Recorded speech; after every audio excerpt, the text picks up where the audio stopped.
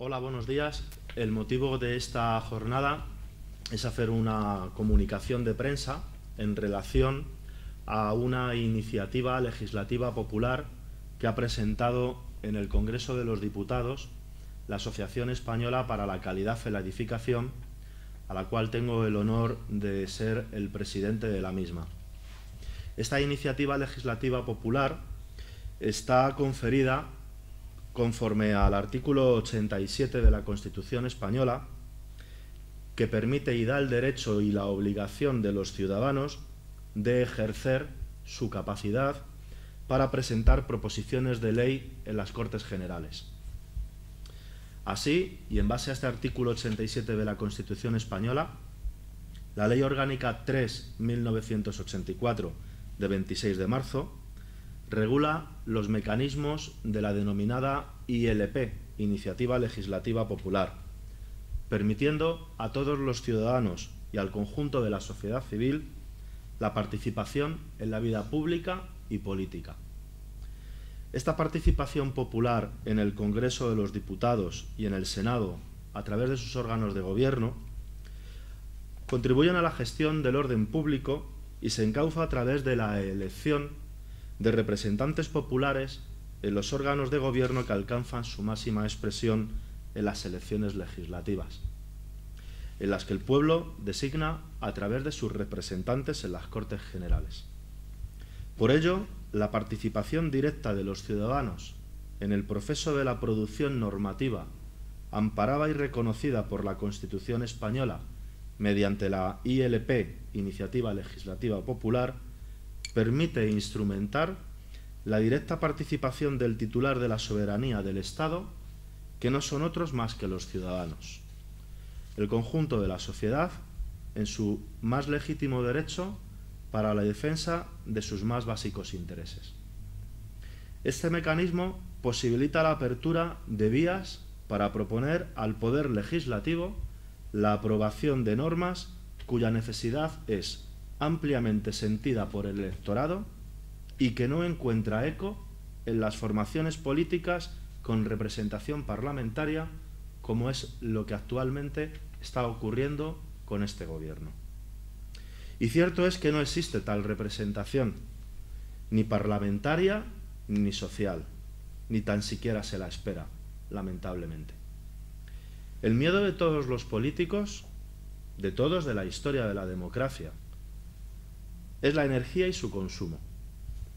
Esta ha pasado de ser, por su propia naturaleza, de interés público-social a un interés económico especulativo. El conjunto de normas y leyes que regularon el sector eléctrico español desde 1988 hasta 1997 se denominó Mercado Legal Estable, MLE, cuya regulación estaba basada sobre las premisas de que el sector eléctrico es un elemento estratégico para el desarrollo nacional y de que la electricidad debe ser considerada un bien básico, a cuyo acceso tiene derecho todos los ciudadanos sin ninguna excepción. Por lo tanto, se trataba de un marco esencialmente regulado por el Estado que asumía la responsabilidad de organizar y planificar el sector energético. El Mercado Legal Estable, MLE, se crea con el objetivo de, como bien indica su propio nombre, proporcionar un marco estable para todos los agentes del sector, productores, generadores, distribuidores y, por supuesto, los consumidores, que son los ciudadanos y las empresas. Dicha estabilidad se materializa en garantizar a las empresas eléctricas unos beneficios aceptables y razonables respecto a la recuperación de sus inversiones a medio y largo plazo, así como establecer de forma transparente y nítida unas tarifas a los consumidores en condiciones de mínimo coste. Durante una década de funcionamiento del MLE, el equilibrio económico del sistema energético español ha sido el principal referente de su categoría de máximo interés para los ciudadanos, incluso la envidia de otras naciones que que llegaron a imitarlo. Sin embargo, la ambición de la clase política no tiene límites, y así se demuestra con la promulgación de la Ley 54/1997 de 27 de febrero de noviembre del sector eléctrico. Ley promovida por el exministro de Industria y vicepresidente del Gobierno en aquella época, Rodrigo Rato. Se establece en esta que no se considera necesario que el Estado se reserve para sí el ejercicio de ninguna de las actividades que integran el suministro eléctrico. Así, se abandona la noción de servicio público que mantenía el sistema MLE, tradicional en nuestro ordenamiento, pese a su progresiva pérdida de trascendencia en la práctica, sustituyéndola por la expresa garantía del suministro a todos los consumidores demandantes del servicio dentro del territorio nacional. La explotación unificada del sistema eléctrico deja de ser un servicio público de titularidad estatal desarrollado por el Estado mediante una sociedad de mayoría pública y sus funciones son asumidas por dos sociedades mercantiles.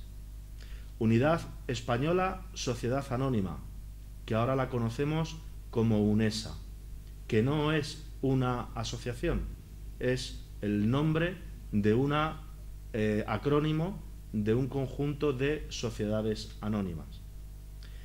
Asumidas estas sociedades y convertidas en carácter privado, se hacen responsables respectivamente de la gestión económica y técnica del sistema que hasta ese momento era patrimonio del Estado, del pueblo y de los ciudadanos. La gestión económica del sistema abandona las posibilidades de una optimización teórica para basarse en las decisiones de los agentes económicos en el marco de un mayorista organizado de energía eléctrica. De esta forma, establece la Ley 54/97 mencionada anteriormente una configuración de un sistema eléctrico que funcionará bajo los principios de objetividad, transparencia y libre competencia, lo cual, al día de hoy, no existe. Ninguna de estas tres premisas se han cumplido y ahora se propone una nueva reforma del sector eléctrico para continuar haciendo lo mismo, incumpliendo lo que se pretende aprobar. Los precios no los determina solamente el mercado, sino que también dependen del poder económico y de influencia que un número reducido de empresas puede ejercer sobre la administración pública, el sector político y que determinan, en ocasiones, las remuneraciones, convirtiéndolos en directivos de sus juntas de administración. Según la organización Eurostat, el precio de la electricidad en España ha pasado del año 2006 de un 60% de los consumidores industriales y de un 90% para los domésticos respecto del 2012, en tan solo 6 años. El precio de la electricidad supera en España la media de la Unión Europea en un 35% para el consumo doméstico y un 20% para el destinado a servicio industrial y comercial. ¿Dónde está entonces la estabilidad del mercado eléctrico de la Ley 54/97 con lo que hasta aquí ahora se ha mencionado? No existe estabilidad, obviamente, cuando de un año para otro el precio de la electricidad sube sin conocer los motivos precisos, contables y económicos. ¿Por qué este brusco incremento del precio de la electricidad? Pues bien, al día de hoy el principio de objetividad y transparencia promulgado brilla por su ausencia, hasta tal extremo de que ninguno de los gobiernos de la democracia de este país ha tenido la voluntad suficiente de abordarlos. Las empresas energéticas han estado, y lo continúan estando, en el objetivo de inversores extranjeros, atraídos por esa curiosa facilidad para obtener fácilmente unos desproporcionados beneficios a costa de incrementar el precio de la electricidad sin un criterio objetivo. De hecho, al día de hoy, 3 de las principales empresas eléctricas de España han pasado a ser propiedad de empresas extranjeras. Se hace, pues, necesario, imprescindible, un esfuerzo institucional que garantice el análisis de los mecanismos que permiten a las empresas eléctricas disfrutar de una exquisita vida económica empresarial, a costa de empeorar la de los ciudadanos y las empresas de España. Estas empresas energéticas están distorsionando con un relato carente de sentido y que debe de ser erradicado de inmediato, induciendo a la sociedad a mentalizarla con su mensaje de que existe un grave perjuicio económico en su contabilidad que desequilibra y pone en riesgo la continuidad del suministro eléctrico. Estamos ante una amenaza. Se amenaza al pueblo y al ciudadano haciéndole ver de que sus deficitarios números, a pesar de tener beneficios millonarios, corre el riesgo de sufrir y, por lo tanto, llevarnos a una máxima pobreza energética. Esta pretensión de abducir a los ciudadanos con recientes mensajes que tan solo buscan alienar la conciencia de un problema que no existe mientras no se demuestre, ha llegado a contaminar hasta los representantes políticos elegidos democráticamente por el pueblo. Los ciudadanos han puesto su confianza en unos gestores que al día de hoy ya les han defraudado. Este inusual síndrome de Estocolmo no tiene credibilidad entre los ciudadanos. La sociedad civil ya no se lo cree. No existen argumentos de base sólida para convencer al pueblo de España de tales despropósitos. Más aún cuando podemos comprobar que este encarecimiento tan desproporcionado del precio de la electricidad continúa generando millones de beneficios a una reducidísima industria eléctrica. Toda actividad económica ha de estar sometida escrupulosamente a un control económico para comprobar el buen gobierno de la dirección y la administración de toda empresa. La exigencia de dotar de máxima transparencia a la información económico-contable de toda empresa, cualquiera que sea el ámbito en el cual realice su actividad. Determina diversas técnicas de revisión mediante las cuales se llega a alcanzar una opinión cualificada sobre el grado de fidelidad que ha de transmitir la situación económica, patrimonial y financiera de una empresa o de un sector económico.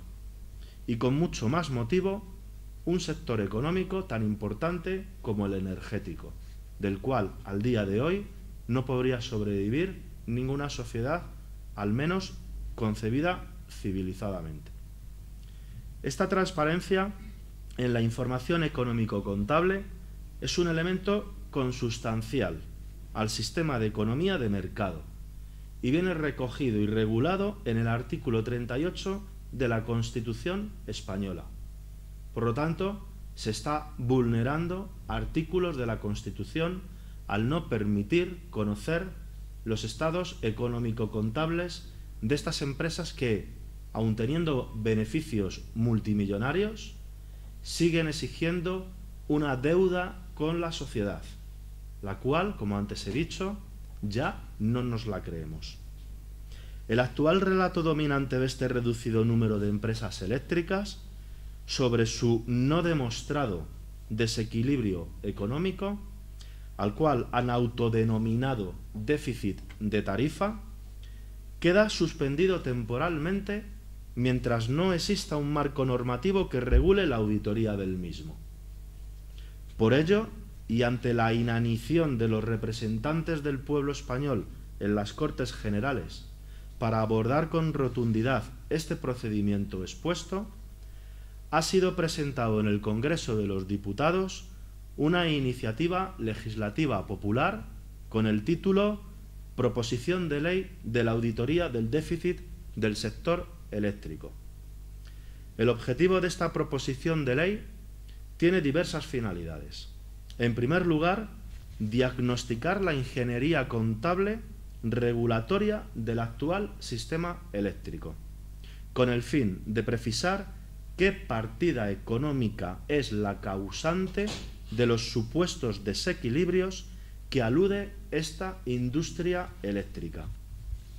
Otro de los objetivos de esta proposición de ley consiste en obtener la información suficiente y precisa de la necesidad de tener que plantear una nueva legislación para el sector eléctrico, como la que en estos momentos, precisamente, está siendo tramitada en las Cortes Generales por la vía de urgencia, sin que esta urgencia verdaderamente sea necesaria. El objetivo, a este momento, de tantas continuas transformaciones a raíz de los últimos acontecimientos que todos ya conocemos, ahora mismo se están debatiendo, pero, como se suele decir, es una oportunidad perdida porque el diálogo y el debate ya está sentenciado antes de haberse concluido. Por otro lado, se pretende finalizar con la necesidad de mantener el orden arbitrario en el reparto de los ingresos por la venta de electricidad, pues ante una supuesta recaudación insuficiente genera un desequilibrio económico que contablemente pudiera terminar siendo asignada a una tecnología que no es merecedora de ese supuesto desequilibrio. Para finalizar, se hace necesario e imprescindible llegar a conclusiones objetivas y precisas que determinen si lo que estas pequeñas empresas han autodenominado déficit tarifario no es otra cosa más que un superávit de retribuciones reconocidas. El desequilibrio contable quizás es el mismo, pero la consecuencia es que no existe la necesidad de aumentar las tarifas de la electricidad, sino reducir los ingresos a determinados sistemas que están generando esa energía, esa electricidad, los cuales superan los importes que la regulación del Estado les reconoció a través de su mecanismo denominado Boletín Oficial del Estado. Por concluir, sin auditoría energética no existe déficit de tarifa. Nos tenemos que mentalizar, toda la sociedad. Quien crea que existe déficit de tarifa sin tenerlo acreditado mediante una auditoría, probablemente está confundido. El sector eléctrico está ampliamente regulado por el Estado y con un desequilibrio económico o déficit de tarifa, como denominan, tan cuestionable, no puede continuar con la opacidad existente en sus costes reconocidos y en la forma en cómo se distribuyen los ingresos entre los agentes del sector, los cuales entre ellos mismos deciden cuáles son los primeros y cuáles son los últimos en cobrar. No cabe lugar a dudas que se ha de implantar un mecanismo de transparencia que vaya más allá de las cuentas de las empresas eléctricas. Esto permitirá restaurar la confianza perdida por parte de los ciudadanos y la sociedad. En el caso de estar ante un hipotético riesgo de que las empresas eléctricas pudieran terminar como las cajas de ahorros que ellos a veces han insinuado, en palabras precisamente de uno de los presidentes de estas empresas, en concreto Iberdrola, sería más que aconsejable que se conociera con la mayor antelación posible para evitar futuras denominaciones de rescates, como el que hace poco hemos tenido que hacer a la banca.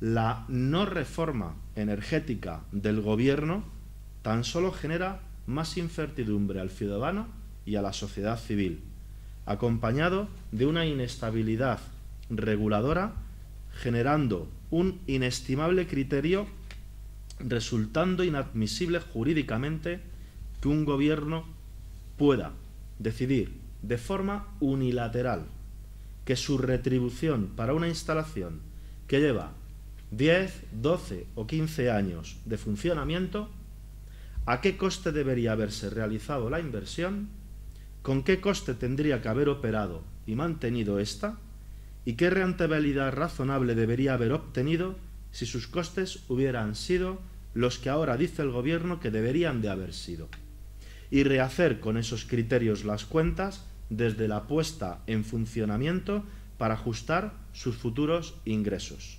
Esto se llama inseguridad jurídica. ¿Queremos y necesitamos inversores extranjeros? ¿Estamos buscando capital de fuera para invertir en este país a la vista de mecanismos antijurídicos como estos ahora mismo relatados? Con este ofrecimiento por parte del Gobierno germina el repelente suficiente para ahuyentarlos. Si finalmente los arbitrajes internacionales y el posterior filtro del Tribunal Supremo son rebasados, se abriría una inestable vía legal que permitirá a cualquier gobierno español decidir el coste al que deberían haberse construido, operado y mantenido esos proyectos e inversiones. Por ello, la necesidad de disponer de un marco jurídico que regule la actividad de una auditoría de cualquier tipo de déficit empresarial o sectorial se hace más que necesario, imprescindible, vital para contribuir a superar esta crisis que bien podría terminar en una catarsis supuestamente producida, generada y mantenida por reducidos grupos empresariales gracias a la contribución política con este tipo de normativas legales. Sin auditoría energética no hay déficit de tarifa. Necesitamos políticos que se interesen por los ciudadanos. Los ciudadanos no queremos mercenarios dirigiendo la política y que solamente les preocupa sus propios intereses. La iniciativa legislativa popular de la auditoría del déficit del sector eléctrico ya ha pasado el trámite preceptivo de la mesa del Congreso, ahora mismo está tramitada en el Senado y en breve volverá a la mesa del Congreso para que sea publicada en el diario de sesiones y comenzar, por lo tanto, conforme a la Ley Orgánica 3 del 84, la recolección del mínimo de firmas que exige la Ley Orgánica de 500.000 firmas, las cuales estamos totalmente convencidos y seguros, es más, la garantizamos, de que será rebasado en el plazo que legalmente establece esta Ley Orgánica. Muchísimas gracias. Bueno, ahora no sé si tenéis alguna pregunta sobre la ILP, sobre la opinión de ASECE al respecto. Sí, yo varias. Una, Adrián, si podías concretar cuando hablas sobre la retribución a las eléctricas, si podías decir un poquito más con detalle a qué te refieres exactamente. Bien, las sobreretribuciones consiste en darle un valor a un producto sabiendo antes de darle ese valor económico cuál es el verdadero coste del mismo. Me lo llevo a otro terreno, en la industria automovilística.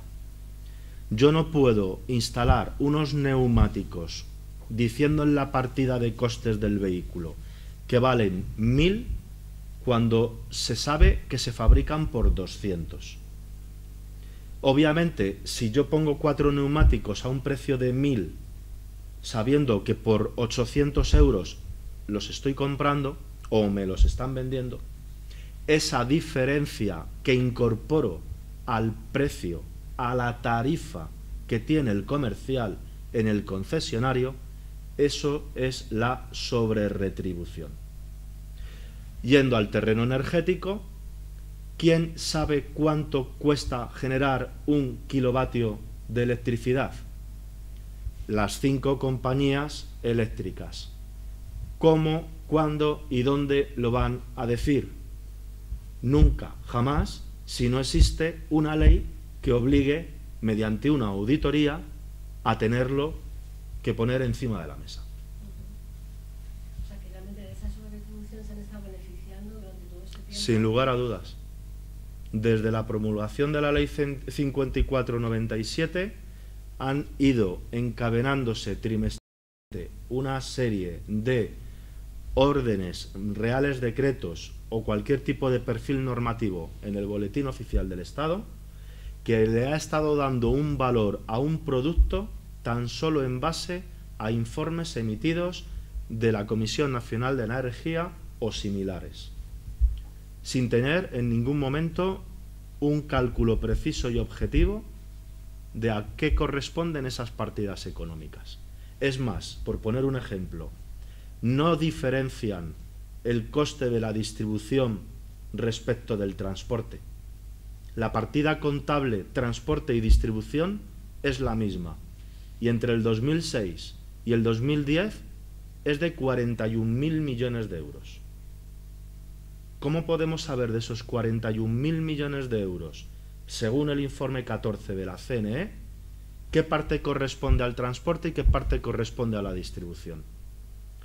Y una vez que esto nos lo hayan dicho mediante esta auditoría que pretendemos promulgar en esta ley, ¿qué márgenes de beneficio están obteniendo en cada una de estas? Lo desconocemos a día de hoy. Dado que existe una total mayoría del Partido Popular, ¿tenéis la confianza de que se llegue a aceptar que la iniciativa legislativa popular prospere? ¿Pensáis que esto puede llegar realmente a tener la posibilidad de salir adelante? Vamos a ver, la iniciativa legislativa popular conforme a la Ley Orgánica 384 va a prosperar porque lo único que hay que hacer es poner 501.000 firmas encima de la mesa del Congreso. Nosotros no tenemos la menor duda que en los tiempos legales que marca la Ley Orgánica, que son 6 meses, que puede ser ampliable a 9, lo vamos a conseguir. Eso no me cabe la menor de las dudas. Ese es el objetivo de la iniciativa legislativa popular. Otra cosa es que el contenido, la semántica, el cómo se ha redactado por parte de la Asociación Española para la Calidad en la Edificación este proyecto de ley, al ser debatido en el Pleno, tenga enmiendas y estas enmiendas sean transaccionadas y al final termine ocurriendo, como por poner un ejemplo real, con la plataforma antidesahucios, que generó una masa de 1,5 millones de firmas, terminó en el Congreso, tuvo debate parlamentario y finalmente el Gobierno, a través de su grupo parlamentario popular, lo tiró atrás poniendo ellos por encima su propia ley. Pero a nosotros no nos preocupa que termine en esa situación, porque sabemos que probablemente va a ocurrir. Lo que pretendemos con esta iniciativa legislativa popular es concienciar a la sociedad de que es posible parar los engaños de los gobiernos y que hay un mecanismo, y este mecanismo está recogido en la Constitución, que hace breves días acabamos de celebrar su 35º aniversario. Yo creo que después de 35 años el pueblo tiene todo el derecho soberano de presentar en el Parlamento, en el Congreso, en las Cortes, todo tipo de iniciativas, siempre y cuando cumplan con los programas de la Ley Orgánica, obviamente. ¿Alguna pregunta más? Sí, yo. Hola, buenos días. Hola, buenos días. Lo que decís del coste de la retribución a las eléctricas, bueno, las primas a renovables sí que se ha visto la retribución. O sea, eso ha sido claro y además el Gobierno ha insistido mucho en la retribución de las renovables y además las hace culpables, ¿no? Del déficit de tarifa. ¿De esto qué opináis? O sea, en la auditoría, ¿qué vais a hacer? ¿Cómo saldrían las renovables respecto a la retribución de las eléctricas? Vale. Primero voy a dar una opinión respecto al concepto de retribución de primas especiales. Todo tipo de obtención de energía en un momento determinado de su historia o de su vida ha sido energía renovable. La energía nuclear fue energía no renovable cuando comenzó. Incluso el carbón. Todo tiene sobreprimas.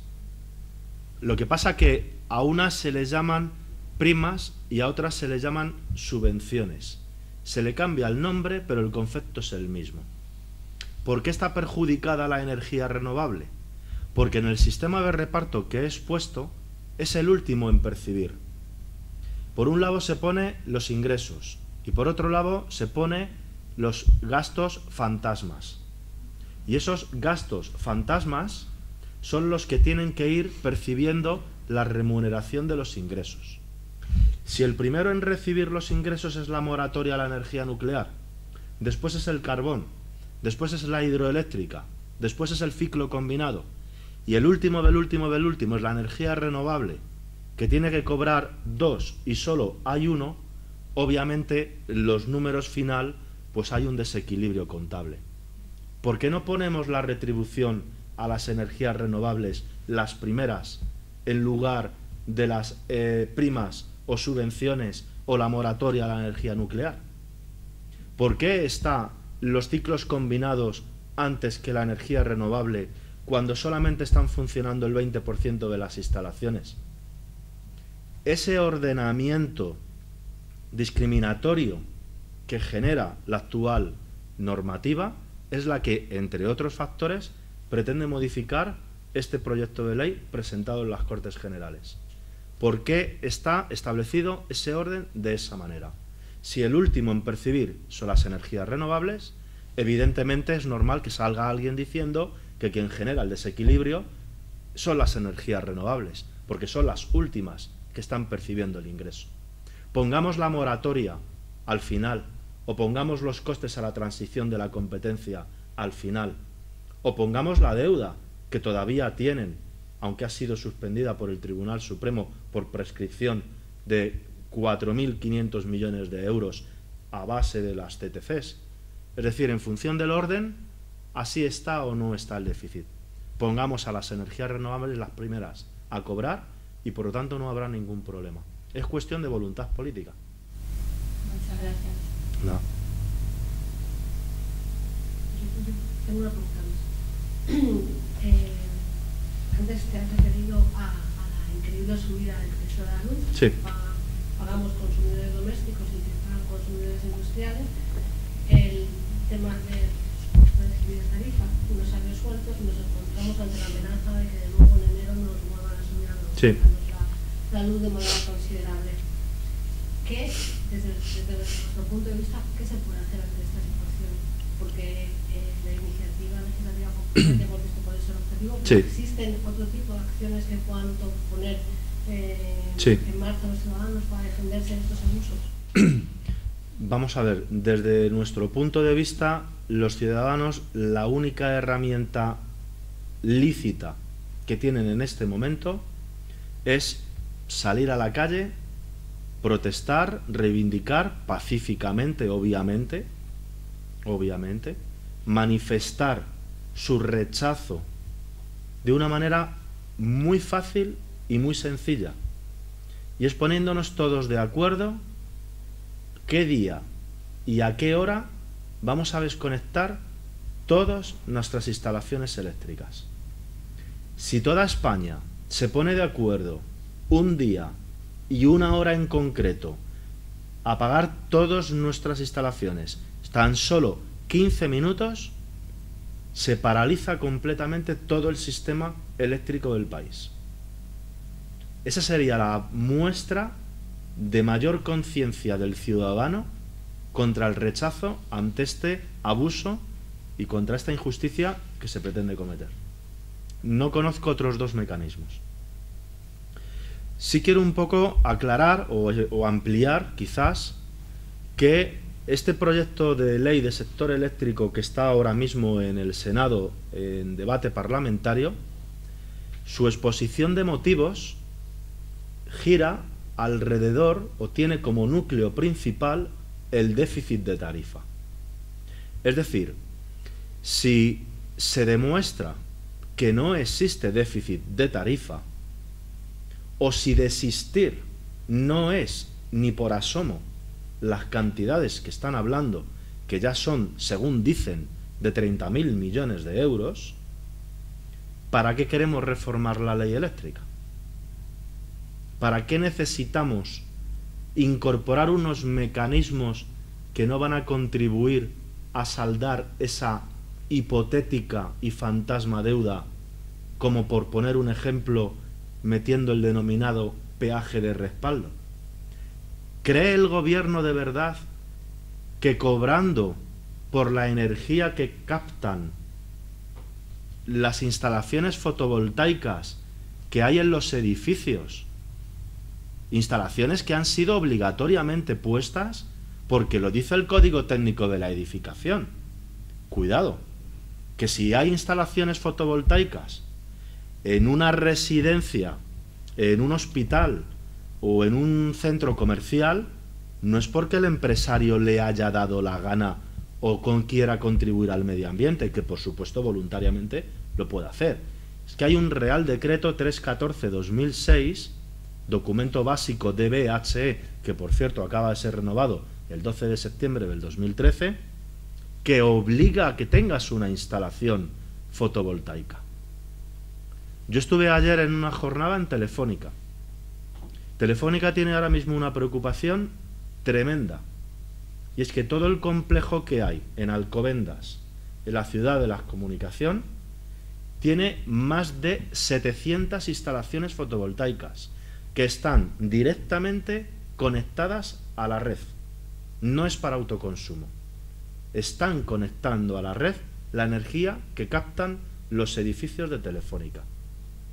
Esta ley pretende decirle a Telefónica: ¿me tienes que pagar por la energía que me estás conectando a la red? Yo no sé qué va a contestar el señor César Arierta, presidente de Telefónica, pero probablemente él desenchufe la instalación. Yo haría lo mismo también. ¿Por qué te voy a pagar por algo que te está beneficiando? ¿Qué beneficio es ese? Si yo tengo instaladas estas placas fotovoltaicas, es porque me lo dice el Código Técnico de la Edificación. Es porque yo no puedo incumplir, porque entonces soy responsable, según el artículo 17 de la Ley 38.1999 de ordenación de la edificación. Y esa irresponsabilidad acarrea una negligencia y una sanción. Entonces, ¿el gobierno exactamente con qué está manejándose si termina prosperando tal y como está ahora mismo configurado este proyecto de ley? Es un tema bastante delicado. ¿Alguna pregunta más? ¿Alguna más? De hecho, sí, con respecto a esto de la obligación de las instalaciones fotovoltaicas, parece que el Ministerio de Industria y el de Fomento no han hablado entre sí, ¿no? Porque el Ministerio de Fomento ha sacado la ley de rehabilitación de edificios, que también lo pone obligatorio. Correcto. Entonces, ¿cómo pensáis que estas dos leyes van a confluir? Vamos a ver, yo creo que esa solución la va a terminar dando Bruselas. Primero, porque parte de la ley 8/2013 a la cual te estás refiriendo, la de las 3 Rs, parte de esta viene a ser una transposición parcial de la Directiva Europea 2009/28. Si vulneramos las directivas europeas, como acostumbradamente hacemos, el pasado día 5 volvimos nuevamente a incumplir con una directiva europea, la 2012/27, que en el capítulo 5 nos obliga a presentar una determinada información y no lo hemos hecho, es precisamente por lo que estás preguntando, porque no hay una coordinación entre los dos ministerios. El Ministerio de Industria y el Ministerio de Fomento no se pueden ver. Esa es la realidad. Encontraremos debates y jornadas, y en IFEMA se hablará de edificios de energía casi nulo que vienen en las directivas europeas. En España jamás tendremos un edificio de energía casi nula si no tenemos un verdadero compromiso de que los edificios tienen que autogenerarse su energía. Nos estamos preocupando en decirle a los profesionales, a los arquitectos, a los ingenieros, que los edificios de energía casi nula son aquellos que invertimos en aislar las fachadas, en solucionar las azoteas y los tejados, en aislar la envolvente. Perfecto, pero al fin y al cabo, aunque estén herméticamente blindados, tendrán que tener electricidad, ¿no? Por muy poca que sea. ¿Quién le da esa electricidad al edificio? Del exterior. ¿Seguimos comprando energía del exterior? ¿Seguimos quemando gas y carbón para generar electricidad? ¿O permitimos que ese edificio tenga una instalación fotovoltaica que suministre la suficiente energía como para poder esa mínima energía ser esa que contribuye a un edificio de energía casi nula? Ahí es donde está el problema entre industria y fomento, que no se entienden las dos partes. Uno quiere defender la calidad en la edificación, porque es competencia de fomento, la Dirección General de Arquitectura, Vivienda y Suelo, y otro tiene que atender al oligopolio de las empresas eléctricas. Por lo tanto, esto es un pulso de titanes, a ver quién tiene más fuerza. ¿Quién lo va a resolver a mi criterio? Pues tendrá que ser Bruselas. No veo otra. Porque aquí el Constitucional, sabiendo cómo lo han repartido... Yo voy a hacer una última pregunta que me cayó.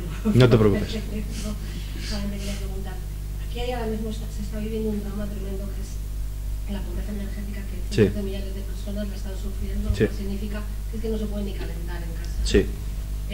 Realmente esta iniciativa legislativa popular que planteáis también de una manera clara demostraría que es que no es justo que exista ni necesaria esa pobreza energética, ¿no? Claro, es que el origen de la pobreza energética reside en, primero, la ausencia de interés de mantenimiento de instalaciones tardías. El 70% de la pobreza energética se localiza sobre todo en hogares que tienen más de 50 años de vida. Son hogares donde existen unas instalaciones pobres, que hay que arreglarlas, hay que acondicionarlas. Hasta los diferenciales no existen. O sea, ya no es que le llegue o no le llegue la energía, o tenga o no tenga dinero para pagar el encarecimiento de la energía. Es que ya no hay quien se moleste en poner unas instalaciones de acuerdo a la normativa vigente. Hay todavía poblaciones donde el diferencial es el tradicional cortocircuito de toda la vida. Esto es una realidad.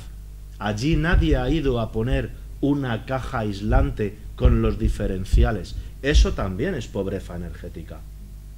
Ya no es que me suba la luz de 120 euros al mes a 170 y entonces ya no tengo dinero. Es que ya la pobreza energética llega hasta ese extremo. Incluso pone en riesgo las instalaciones del edificio de la vivienda. Porque las hipotéticas insinuaciones de corte de suministro eléctrico pueden generar perjuicios en los electrodomésticos, por poner un ejemplo, si no existen las instalaciones y los mecanismos de seguridad que ahora mismo establece el reglamento de instalaciones electrotécnicas. Por lo tanto, subsidiariamente o solidariamente podría el Estado ser responsable de esos perjuicios si a lo mejor mañana nos encontramos que por no poder atender las instalaciones, una residencia geriátrica ha salido echando fuego y han fallecido X personas. O sea, debemos de ser muy consecuentes con esta delicadísima situación. Yo pienso que la pobreza energética no es solamente no puedo pagar esos 30 euros de más. Yo voy más allá. Obviamente estoy hablando en representación de la Asociación Española para la Calidad en la Edificación y lo estoy analizando desde la perspectiva de los edificios. Pero claro, ¿a dónde va el consumo de la electricidad distinto del industrial en este país? ¿Quién consume aparte del industrial y el transporte? el suburbano, los metros, quitémoslos, los edificios. Pero no confundamos un edificio como ese lugar donde vivimos. Es que un centro comercial es un edificio. Es que las instalaciones de un aeropuerto donde transitamos para coger un avión es un edificio. Es que un edificio es una biblioteca. Entonces, estamos hablando de que el perjuicio que puede trasladarse a los edificios, si no hay una adecuada calidad de suministro eléctrico, pues entonces entrarían en marcha o se activarían los mecanismos de responsabilidad que establece la Ley de Ordenación de la Edificación y el Real Decreto del Código Técnico. Es un tema muy serio, en la cual, insisto, tal y como está redactada, creo que es la disposición adicional segunda de la Ley de Ordenación de la Edificación, todos los agentes de la edificación pueden ser llamados al mismo procedimiento judicial.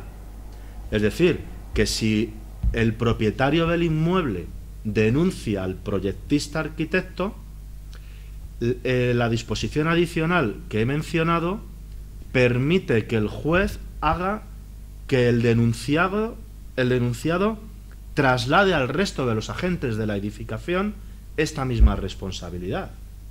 Es decir, el constructor, las empresas subcontratistas, por supuesto entre ellas las industrias que suministran electricidad. Todo esto, como no hay armonía entre industria y fomento, pues no lo conciben. Bien, pues muchísimas gracias por vuestra presencia y... Ahora vamos a tomar un café. Y nos tomamos un café. Eso es.